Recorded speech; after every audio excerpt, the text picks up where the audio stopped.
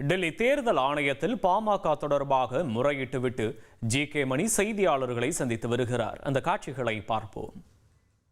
Anbumani elected PMK president 29/5/2022 வந்த செய்தி. அப்போ இது 2022 தான் அவர் தேர்ந்தெடுக்கப்பட்டார் என்பது உண்மை.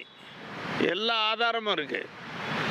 தேர்தல் கமிஷனுக்கு கொடுத்த கடிதம், அவர் கொடுத்த பேட்டி, பொதுக்குழு ஆதாரங்கள் எல்லாமே இருக்குது.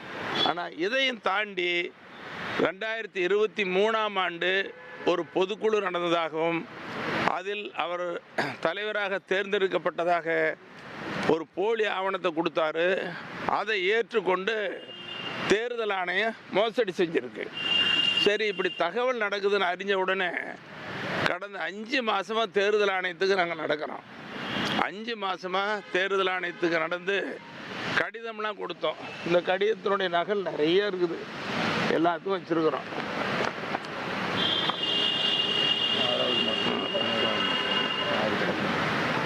பாருங்க, எல்லாத்துக்கும் கொடுத்த கடிதம்.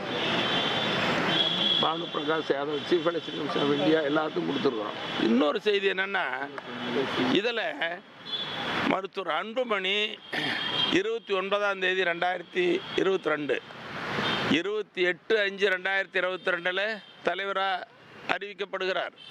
29/5/2022 அவரே கைப்பட தேர்தல் ஆணையத்துக்கு கடிதமே எழுதுகிறார். அந்த கடிதமே இருக்குது. நாங்கள் 3 பேர் ஆஃபீஸ் பேரர் யார் யாரெல்லாம் நிர்வாகிகள் யார் யார் தேர்ந்தெடுப்போம் அந்த கடிதமே எழுதுகிறாரு. அப்போ இவ்வளோ பெரிய மோசடி நடந்தது தான் இன்றைக்கி அதிர்ச்சியாக இருக்கிற மிகப்பெரிய கண்டனத்துக்குரியதாக பார்க்குறோம். இது கட்சி திருட்டு சம்பந்தமான நடவடிக்கையாக பார்க்குறோம். அதுலேயும் குறிப்பாக தேர்தல் ஆணையம் ஜனநாயகத்தை கட்டி காக்கணும். இப்படி ஒரு மோசடியான உத்தரவை இன்னைக்கு போட்டிருக்காங்க. நேற்றுக்கு போட்டு இன்னைக்கு எங்கள் கையில் கொடுக்குறாங்க.